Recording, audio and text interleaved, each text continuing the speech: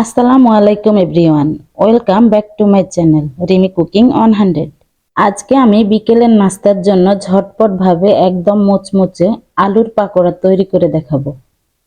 একদমই অল্প উপকরণে খুব সহজ একটা রেসিপি। আশা করছি আপনাদের কাছে খুবই ভালো লাগবে এবং খুব সহজ মনে হবে। রেসিপিটি যদি ভালো লাগে তাহলে আমার চ্যানেলটি সাবস্ক্রাইব করবেন এবং বেল বাটনটি অন করে রাখবেন আমার পরবর্তী ভিডিও নোটিফিকেশন সবার আগে পাওয়ার জন্যে।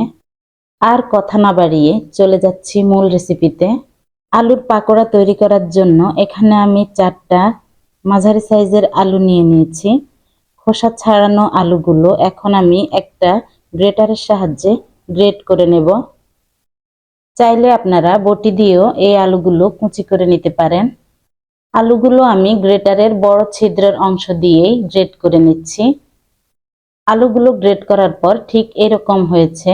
সবগুলো আলু আমি এভাবে গ্রেট করে নিয়েছি। গ্রেট করা আলুগুলো এখন ঠিক এরকম হয়েছে। গ্রেট করা আলুগুলো এবার আমি ভালোভাবে ধুয়ে নেব। 2 থেকে 3 বার পানি পরিবর্তন করে আলুগুলো ধুয়ে নেব। পাকোড়াগুলোকে অনেক ক্রিস্পি করতে আলুগুলোকে ভালোভাবে ধুয়ে নিতে হবে। ভালোভাবে ধুয়ে নেওয়ার পর আলুগুলোকে পানি নিংড়ে নিতে হবে। হাত দিয়ে কষলিয়ে আমি আলুগুলো ভালোভাবে ধুয়ে নেব। এখন আমি এই আলুগুলোকে একটা মিক্সিং বলে নিয়ে নেব। আলুর পাকোড়ার জন্য ভালোভাবে আলুটা প্রস্তুত হয়ে গেছে। সবগুলো আলু আমি মিক্সিং বলে নিয়ে নিচ্ছি। এই আলুর পাকোড়াগুলো আপনাদের সঙ্গে আমি খুব সহজভাবে শেয়ার করার চেষ্টা করছি। প্রথমে আমি একটা পেঁয়াজ কুচি করা দিয়ে দিচ্ছি। সাথে দিয়ে দিচ্ছি 5 থেকে 6টা কুচি করা কাঁচামরিচ। এর সঙ্গে দিয়ে দিচ্ছি ধনিয়া পাতা কুচি করা 1 টেবিল চামচ। এরপর দিয়ে দিলাম গোলমরিচের গুঁড়া 1/2 টিস্পুন। সাথে দিলাম গরম মশলার গুঁড়া 1/2 টিস্পুন। লাল মরিচের গুঁড়ো দিয়ে দিলাম 1/2 টিস্পুন। সাথে দিচ্ছি 1/4 কাপ ময়দা এবং 1/4 কাপ কর্নফ্লাওয়ার। এরপর দিয়ে দিচ্ছি 1/2 টিস্পুন আদার পেস্ট, 1/2 টিস্পুন রসুনের পেস্ট। এখন দেব স্বাদ মতো লবণ। এখন আমি সবগুলো উপকরণ ভালোভাবে হাত দিয়ে মিক্স করে নেব। ভালোভাবে হাত দিয়ে কষলিয়ে কষলিয়ে আমি এই উপকরণগুলো মিক্স করে নিচ্ছি। এভাবে হাত দিয়ে মাখাতে মাখাতে সবগুলো উপকরণ একদম সুন্দরভাবে নরম হয়ে যাবে। এই মিশ্রণগুলো মাখাতে মাখাতে যখন সফট হয়ে যাবে তখন সুন্দরভাবে পাকোড়া শেপগুলো দেওয়া যাবে। আমি এরকম শেপে পাকোড়াগুলো ভেজে নেব। এখন চলে যাচ্ছি পাকোড়াগুলো ভেজে নেওয়ার জন্য। চুলায় একটা ফ্রাই প্যান বসিয়ে আমি পর্যাপ্ত পরিমাণ তেল দিয়ে দিলাম। এখন এরকম শেপে পাকোড়াগুলো এক এক করে আমি এই তেলের মধ্যে দিয়ে দেব। আমি এখন পাতলা পাতলা করে এই পাকোড়াগুলো তেলের মধ্যে দিয়ে দিচ্ছি। এতে করে পাকোড়াগুলো খুবই ক্রিস্পি হবে। আমি এখানে একসঙ্গে সবগুলো পাকোড়া ভেজে নেব। আপনারা চাইলে দুবার দিয়েও এই পাকোড়াগুলো ভেজে নিতে পারেন। এই পাকোড়াগুলো দেওয়ার পর উল্টে পাল্টে সবগুলো পাকোড়া ভেজে নিতে হবে।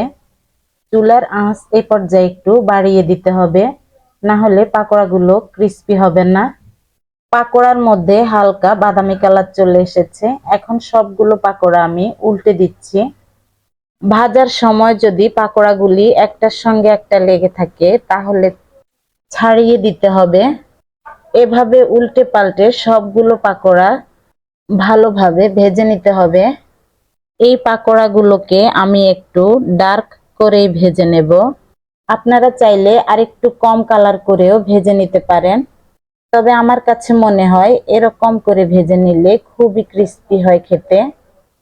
আপনারা যদি আরেকটু কম কালার করে ভেজে নিতে চান তাহলে আরেকটু আগেই উঠিয়ে নেবেন। এই পাকোড়াগুলো বিকেলের আড্ডায় চায়ের সাথে বেশ জমে যাবে। পাকোড়াগুলোতে যখন সুন্দর একটা বাদামি কালার চলে আসবে ঠিক তখনই আমি পাকোড়াগুলো উঠিয়ে নেব।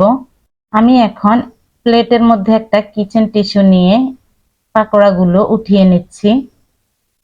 আপনাদের কাছে এই রেসিপিটি যদি সহজ এবং ভালো লাগে তাহলে অবশ্যই লাইক, কমেন্ট এবং শেয়ার করে দেবেন। আর এরকম করে বাসায় পাকোড়া তৈরি করে কমেন্টসের মাধ্যমে লিখে জানাবেন খেতে কেমন হয়েছে। আর সবার কাছে আমার একটা অনুরোধ, যারা আমার চ্যানেলটি এখনো সাবস্ক্রাইব করেননি তারা অবশ্যই আমার চ্যানেলটি সাবস্ক্রাইব করে নেবেন এবং পাশে থাকা বেল বাটনে ক্লিক করে নেবেন, যাতে নতুন নতুন ভিডিও আপলোড দেওয়ার সাথে সাথে আপনার কাছে নোটিফিকেশন চলে যায়। এবং ফেসবুক পেজ থেকে ফলো দিয়ে রাখবেন। তো তৈরি হয়ে গেল আমার বিকেলের নাস্তার জন্য মচমচে আলুর পাকোড়া। এখন আমি সার্ভ করে দেখিয়ে দিচ্ছি। এই পাকোড়া বিকেলের আড্ডায় চায়ের সঙ্গে বেশ জমে যাবে। পাকোড়াগুলি সসের সঙ্গে খেতে খুবই টেস্টি হয়। এই পাকোড়াগুলি বাসায় বানিয়ে দেখবেন, বাচ্চারাও খুবই পছন্দ করবে। আজ আর কথা না বাড়িয়ে এখানেই বিদায় নিচ্ছি। সবাই সুস্থ থাকবেন, ভালো থাকবেন। আবার দেখা হবে পরবর্তী রেসিপি।